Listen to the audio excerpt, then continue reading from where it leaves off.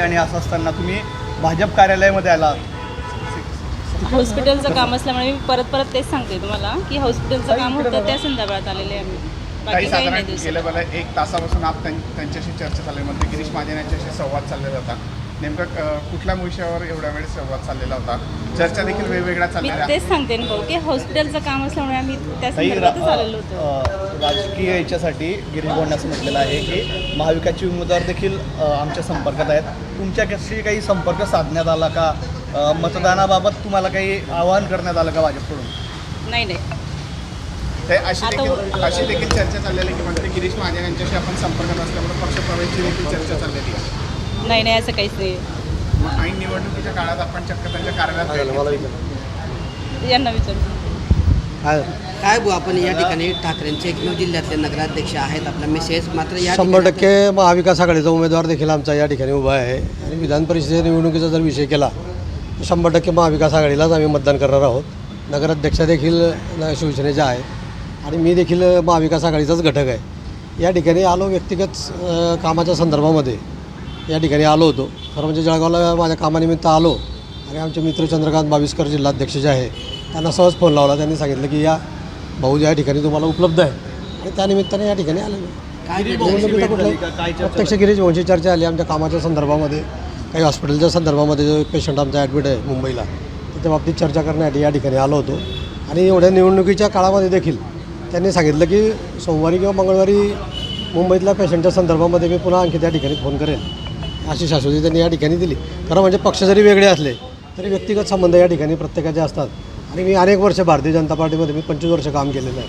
मधला कालखंड जर सोडला तर भाजपचं अनेक वर्ष सक्रियपणे काम केल्यामुळे गिरीश भाऊंचे संबंध आहेतच. विधान परिषदेचा प्रचार सध्या सुरू आहे.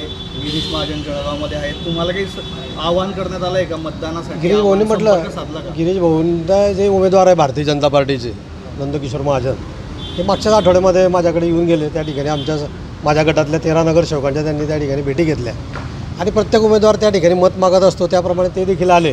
आणि आम्ही देखील त्यांना सांगितलं की आपण त्या संदर्भामध्ये विचार करू, परंतु महाविकास आघाडीचा उमेदवार आमचा त्या ठिकाणी आहे आणि जोपर्यंत महाविकास आघाडीचे वतीने आम्हाला काही वेगळी सूचना येणार नाही तोपर्यंत आम्ही महाविकास आघाडीलाच मतदान करू. निधीच्या मोठी अडचणी जास्त असते. घर वापसीची देखील तयारीची नाही निधीच्या संदर्भामध्ये आज यावल नगरपालिकेच्या माध्यमातून 56 कोटी रुपयाची शेळगाव बॅरेजची योजना आमची यावलला सुरू आहे आणि त्याची वर्क ऑर्डरही झालेली आहे. काम जवळजवळ 30% त्या ठिकाणी पूर्ण झालेलं आहे आणि महाराष्ट्र शासनाने त्या ठिकाणी प्रशासकीय मंजुरी दिलेली असल्यामुळे 100% त्या निधीचा काही प्रश्नच येत नाही.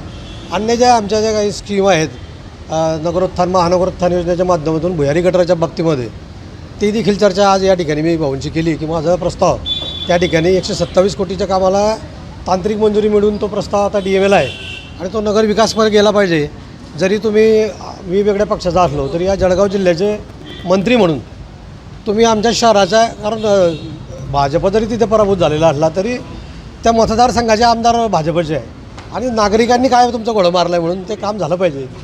या संदर्भामध्ये आम्ही त्यांची भेट घेतली. गिरीश भाऊंच्या आवाहनाला तुम्ही प्रतिसाद देणार आहात का? त्या बाबतीत अजून विचार करू, परंतु आम्ही आज महाविकास आघाडीचा असल्यामुळे आम्ही आधी आमच्या पक्षाला त्या ठिकाणी प्राधान्य देणार. प्रतिसाद देण्याबाबत तुम्ही काही अटी शर्ती ठेवल्या? कुठलीही अटी शर्ती केलेली नाही. घरवापसीचा दुरान्वयाने संबंध नाही. मी आहे त्याच ठिकाणी योग्य आहे. अनेक वर्ष मी भारतीय जनता पार्टीमध्ये काम केलं, परंतु स्थानिक काही लोकांशी माझं त्या ठिकाणी पटत नसल्यामुळे मी बाजूला त्या ठिकाणी झालो आहे आणि सक्षमपणे त्या ठिकाणी काम करतो आहे. आपण पाहत आहे की जळगाव जिल्ह्यामध्ये भाजपची एक मोठी लाट या ठिकाणी असताना देखील आम्ही यावलमध्ये आमची जागा निवडून आली. आमच्या पाठीशी कुठलंच कोणी नव्हतं, परंतु सामान्य जनता यावलची आमच्यासोबत असल्यामुळे त्या ठिकाणी आम्ही 59% मतं घेऊन त्या ठिकाणी विजयी झालो. धन्यवाद. उमेदवाराने तुमच्याशी संपर्क साधलेला आहे का? महाविकास आघाडीच्या उमेदवाराचे सूचकच आहेत. आम्ही दोघं जण आम्ही सूचक आहे. शरद भाऊ तायडेंचे सूचक अनुमोदक आम्हीच झालेलो आहोत.